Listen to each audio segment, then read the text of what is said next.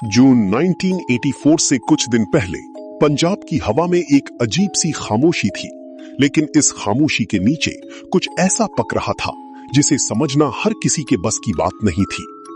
Intelligence bureau के एक confidential note ने दिल्ली के पावर कॉरिडोर्स में हल्की सी हलचल जरूर पैदा की, लेकिन सवाल यह था, क्या किसी ने उस वार्निंग को सच में समझा?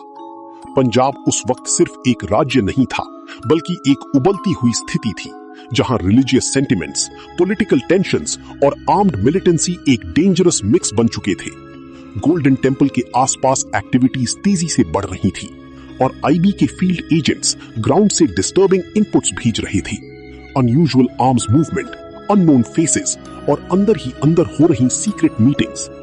एक इंटरनल आईबी कम्युनिकेशन में मेंशन था कि अगर तुरंत और केयरफुली कैलिब्रेटेड एक्शन नहीं लिया गया तो सिचुएशन कंट्रोल से बाहर जा सकती है और इसका असर सिर्फ पंजाब तक सीमित नहीं रहेगा।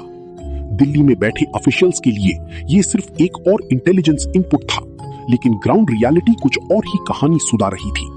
रिपोर्ट्स के मुताबिक कुछ ऑफिशियल्स ने वार्निंग की सिवियरिटी को हाईलाइट किया, जबकि कुछ ने इसे ओवर एस्टिमेशन माना। इस बीच पंजाब के आम लोग अपनी रोजमर्रा की जिंदगी जीने की कोशिश कर रहे थे, बिना जाने कि उनके आसपास एक ऐसी चेस गेम चल रही है जहां हर मूव का असर उनकी जिंदगी पर पड़ सकता है।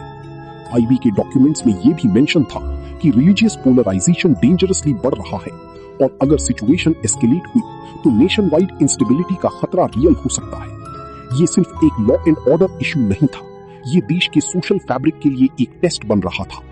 फिर भी सवाल वही था, क्या ये वार्निंग सही वक्त पर सही लोगों तक पहुंची? और अगर पहुंची तो क्या उस पर वैसी एक्शन लिया गया जैसा लेना चाहिए था? कुछ इनसाइडर्स के मुताबिक उस वक्त डिसीजन मेकिंग लेयर्स में कंफ्यूजन और प्रेशर दोनों मौजूद थे। पॉलिटिकल स्टेक्स हाई थे और हर स्टेप का इंपैक्ट इंटरनेशनल लेवल तक जा सकता था। जैसे जैसे दिन बीत रहे थे, टेंशन विजिबली बढ़ रहा था। इंटेलिजेंस इनपुट्स और ग्राउंड रिपोर्ट्स के बीच गैप वाइडन हो रहा था और हर नया अपडेट एक और लेयर ऐड कर रहा था इस ऑलरेडी कॉम्प्लेक्स सिचुएशन में। एक तरफ आईबी के अलर्ट्स थी जो एक पॉसिबल एक्सप्लोजन की तरफ इशारा कर रही थी, और दूसरी तरफ सिस्टम की धीमी रिस्पॉन्स जो शायद वक्त के खिलाफ एक खतरनाक रेस बन चुकी थी।